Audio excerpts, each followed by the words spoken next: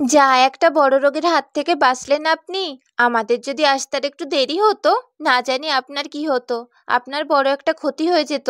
এ কি বলছেন doctor madam? আমি একদম ঠিক বলছি। আপনার স্বামীর যেটা হয়েছিল সেটা এক ধরনের ছোঁয়াচে রোগ ছিল। আর আপনাকে বলছি, শুনুন, আপনি কদিন সাবধানে থাকবেন আর খাওয়া দাওয়ার পর বিশেষ ধ্যান দেবেন। খাওয়া দাওয়া ঠিক করে করতে হবে আপনার। ডাক্তার ম্যাডাম, ওকে আমি কি কি খাওয়াবো? শুনুন, ওনাকে আপনি সবকিছুই খাওয়াতে পারবেন, কিন্তু একটু চেষ্টা করবেন ভালো ভালো খাবার খাওয়ানোর। যেমন মাছ, মাংস, ডিম, ডাল, দুধ, ফল এসব খাওয়ানোর। আর আমি কিছু ওষুধ দিয়ে যাচ্ছি, এইগুলো টাইম মতো খাইয়ে দেবেন। এই যে শুনুন, আপনাকে বলছি, ডাক্তারদের কাছে আর কোনোদিনও লজ্জা পাবেন না। না না ডাক্তার ম্যাডাম, আমি আর ডাক্তারদের কাছে লজ্জা করব না। আজকে আমার বহুত বড় শিক্ষা হয়ে গেছে। তাছাড়া আপনারাই তো বললেন আর একটু দেরি হলে আমার ক্ষতি হয়ে যেতে পারতো। তাহলে আমি লজ্জা করে কি করব?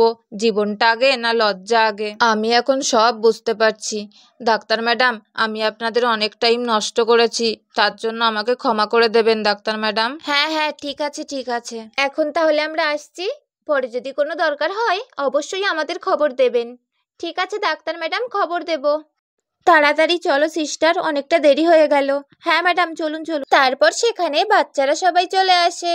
তারপর সোনা তার মাকে বলল, মা মা, ডাক্তাররা আমাদের বাড়িতে কেন এসেছিল? আমরা তো দেখলাম বাবাকে কি সব যেন ডাক্তাররা বলছে, তারপর ডাক্তাররা চলে গেল। কি হয়েছিল বাবার, মা বলো না।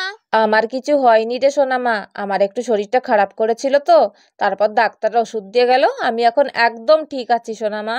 বাবা, চিন্তার বোঝা মাথা থেকে এবার নামলো। সকাল থেকে অনেক চিন্তা করছিলাম। চলো সবাই মিলে একটু গিয়ে বসি এবার। হ্যাঁ রে মেজদি, তুই একদম ঠিক বলেছিস। সকাল থেকে যা চিন্তা করছিলাম, এবার শান্তিমতো একটু বসতে পারবো। চলো চলো চলো, সবাই চলো।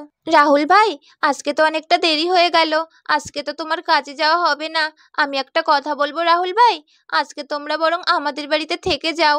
এমনিতেই তোমার দাদার এই অবস্থা, আমার মনটা একদম ভালো নেই। তোমরা একটু থাকলে আমার একটু মনটা ভালো লাগবে। আজকে থাকবে রাহুল ভাই? হ্যাঁ দিদি, আজকে তো আমরা থাকবোই, তোমার এতবার বলতে হবে না। রাম দাদার এই অবস্থা, ওনাকে ফেলে রেখে আমরা কি করে যাব বলো? ইয়ে, কি মজা কি মজা, আজকেও মাসিরা আমাদের বাড়িতে থাকবে। কি মজা কি মজা। তাহলে আমার মিষ্টি প্রিয় বন্ধুরা, আজকের গল্প আমি এখানেই শেষ করছি। আজকের গল্পটা তোমাদের কেমন লাগলো?